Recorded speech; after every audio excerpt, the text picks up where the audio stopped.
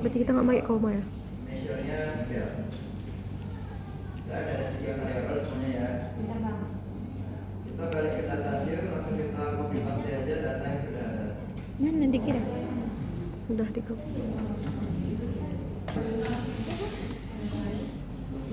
Compartments kah? Kita pilih regression.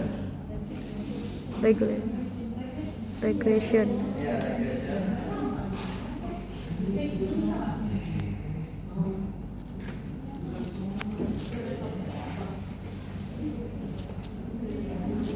Habis itu bang?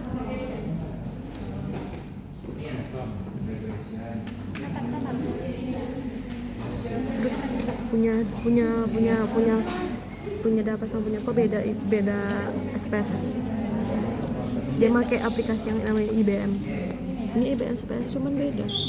Tahu beda tahun nggak? Hah? Beda tahun. Kayaknya ya. Kayak kotakku beda. Analyze. Linear. Linear.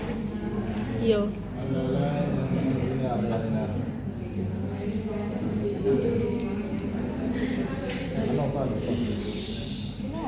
Dependennya X1, X2 nggak sih?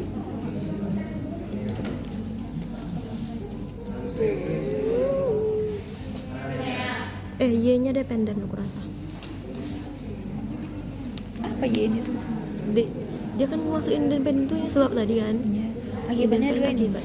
Akibatnya Dua dari ini, ya. Akibatnya dari yang si dua ini. Atau ini sebab ini. Di linear regression ini udah ada 2 kolom, dependent dan independent. Ya. Dari hipotesis kita itu X1 itu kemampuan verbal, X2 itu kemampuan numerik. 2X ini itu menentukan variabel Y. Maka yang menjadi variabel dependen itu Y. variabel Y. Oh, Dan yang untuk dependen adalah 2 variabel X. Oke. akibat dari X1, X2 ya kan? Akibat dari Y ini X1, X2. Y ini sebabnya. Lalu kita masuk ke Ya, statistik, maksudnya gitu. Ini silahkan dicetak untuk confidence intervalsnya itu 95.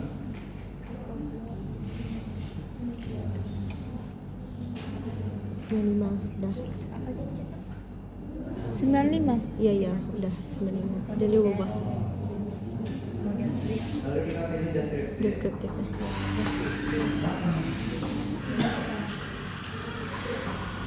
Si Fata tadi duduk di pendopo, Cok.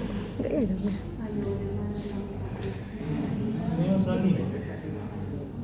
Dan R2 change.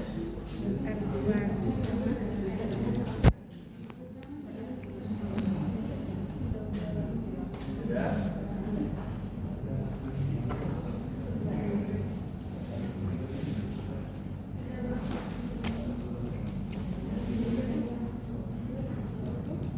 Oke, langsung aja kita analis. Langsung continue. Iya. Udah dapat. Coba cak, coba ke bawah. Ini on open ya guys. Apa salah Pas deskriptif ya dia dulu. Deskriptif statistik baru correlation variabel mana tahu aku salah buat data. Kalau ubah berdata kan beda. angkanya. Banyak 780 665 710. Nah, untuk hasilnya ini kita mengamati 2 tabel ini. Pertama ada tabel ANOVA atau Dua tabel. variance dan tabel koefisien. Bahas tabel ANOVA sama koefisien. Kok jadi MC? Apa? Jadi MC nanti. Kok pada tahu kan pengen dulu.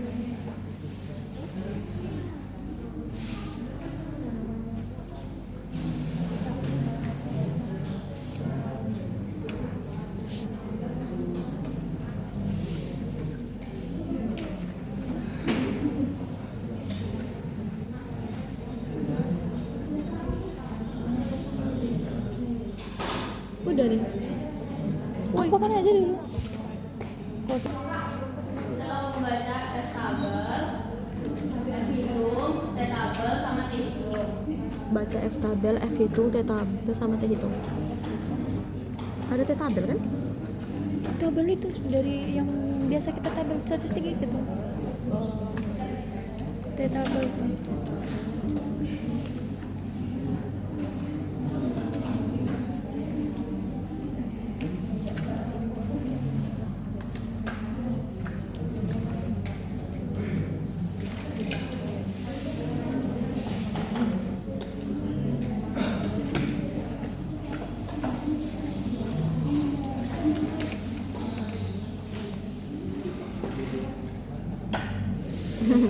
Di modul sampel ini kan ada F1 sama F2. Iya ada bisa. F2 ini, di F2 ini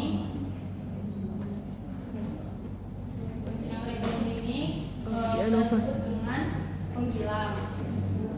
F2 ini kita sebut dengan penyebut. Regression ini Yang pembilang atasnya penggilam, yang bawahnya penyebut. di penyebut. Berarti DF yang regression yang pertama, kedua yang DF residual itu penyebut. Jadi untuk nengok tes tabel kita dari tabel ini, bakal berapa angka yang ada di sini. Kita tengok dulu di bagian tabel ANOVA-nya. Tabel Tabel ANOVA kan ada regression sama residual. Ya. Yang regression itu disebut dengan pembilang, regression yang pembilang, residual disebut dengan penyebut. residual penyebut. Ya. OTW fuck Andri. Ini Keren lah. itu kan DF untuk penggilam dan DF untuk penyebut. Yang penggilangnya tadi kan 2. Kok ada dikit ini? Penyebutnya tadi berapa? 17. 17. Apa yang didapat? 2/7. 3,59. Yang mana kamu? Terus kita cek lagi di tabel ANOVA tadi. Coba belum lagi. Di sini ada X hitung. X hitungnya berapa nih? Balik tadi. 28,16. Balik tadi. F hitungnya 3816. Ya. Nah, jadi kalau kita tadi lihat F hitung kita lebih besar atau lebih kecil dari F tabel? Bes Yang F ini tadi F tabel kita berapa? 3,95. Oh, 3,59. 3,59. Kan F tabel kita 3,59. Iya. F hitung kita 30, 816. yang lebih besar Tabel yang tabel. berarti kita Tabel mendapatkan sih? tesnya diterima atau ditolak? Tri. Ditolak atau diterima? Ditolak. Kan tabel lebih gede. Sama 30 mana yang besar? Itu 30 sama 30, sekian ya. Nah, kalau dari Oh iya. yang udah tadi apa namanya kondisi yang udah dicatat tadi, ini kan nilai F, melihat nilai F. Pada saat nilai F itu lebih Oh, diterima. besar dari F tabel, maka Besar hipotesis berapa, Ray? diterima atau ditolak? Kan nggak apa-apa. Diterima. Daripada nggak Jadi, dijawab. untuk melihat ini bukan melihat dari sisi misalnya di sini ada F hitung, di sini ada F tabel, tidak. Yang penting mana yang besar. Kalau kita nyari ternyata lebih besar dari F tabelnya, itu berarti hipotesis terima. Artinya apa yang telah kita hipotesiskan tadi terbukti bahwa antara variabel X1 dan X2 itu benar-benar ada simultannya terhadap variabel Y. Nah, kalau dia lebih kecil dari 3,59 ini, artinya 3,59 ini sudah benar tadinya. Hipotesis kita itu hanya ditolak, hanya berarti Dugaan. salah gitu loh. Hipotesis kita itu tidak terbukti. Artinya tidak ada simultan gitu. Jadi karena hipotesis itu untuk membuktikan sebaliknya dari yang sudah ada. Dia terbukti benar hipotesis kita kalau lebih dari apa yang sudah ada tadi tabel gitu. Nah, lanjut kita baca dari nilai signifikannya. Nilai signifikan kita ambil di model tabel model summary. Kenapa nilai summary ini tidak dapatkan? 0,000 itu maksudnya berarti jauh di belakang berada angka lagi selain 0. Jadi dia ketiga angkanya 0 aja semuanya. Berarti kalau nilai signifikan kita 0,000 itu hipotesisnya diterima atau ditolak? Kenapa diterima? Yang lainnya paham nggak kenapa dia diterima? Paham. Kalau masih nggak paham bilang aja. Tadi ada kok nyata? 17. Yang kecil di bawah itu. Paham? Nggak pahamnya di mana? Nih, jadi gini, kan kalau kita habis menganalisis, itu kan kita bisa lihat nih, nilai signifikannya tuh 0,000. Kenapa nggak lihat di signifikan ANOVA aja?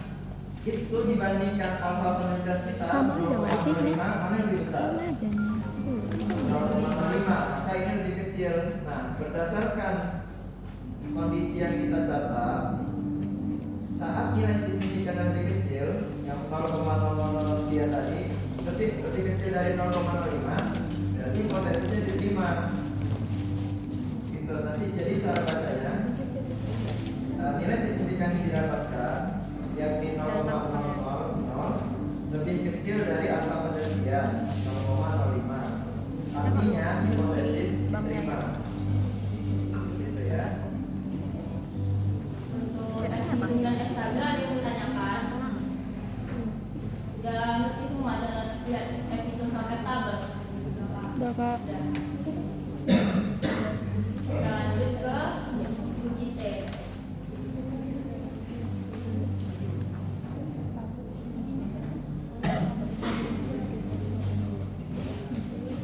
Ada uji lagi? Uji T tadi kan uji F. Keluar lagi nih. Oh, belah kan satu data ini. Oke. Di tabel T ini kita nanti akan melihat bagian atasnya itu seperti ini kurang lebih kan. ANOVA-nya juga Jadi, ditengok. Oke, PR itu adalah probabilitas. Jadi, untuk mencari di mana kita melihat ke bawahnya, tadi alfa penelitian kita berapa? 0,05. Setengah dari alfa penelitian kita 0,0005. 0,05. Eh, Jadi ada nggak 0,025? 0,022. Ada. Jadi nanti kita akan lihat dari angka di sebelah sini. Nah, bagaimana cara menentukan DF-nya? DF-nya itu kita lihat dari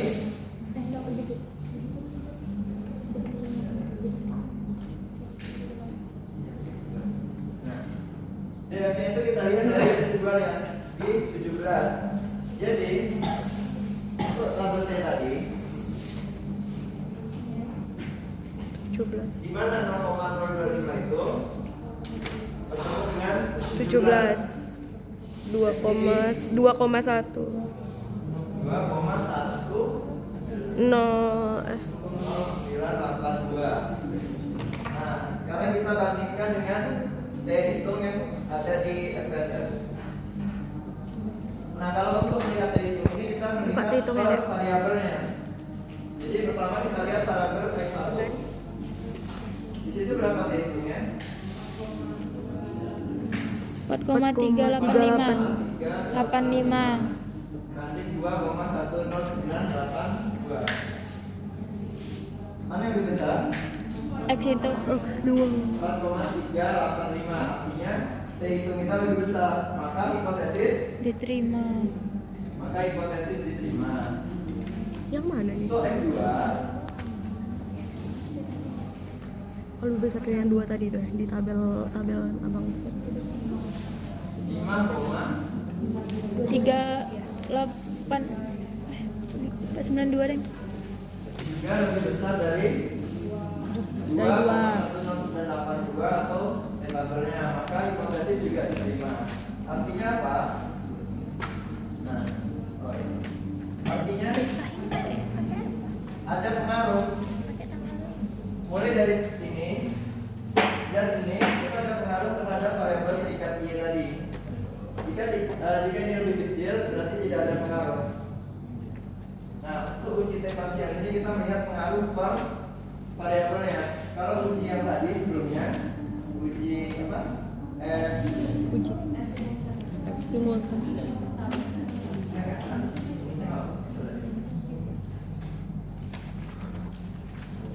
Uji simultan itu kita lihat keduanya. jadi kita melihat keduanya langsung. Kalau uji T parsial, parsial itu sebagian.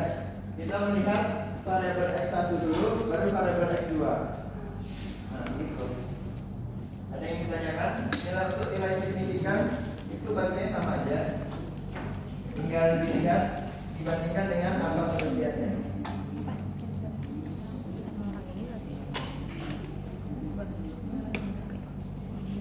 Kenapa signifikannya nol kok semua? Berarti kok di bawah nol tadi terima kan? Udah tahu cara bacanya untuk di laporannya?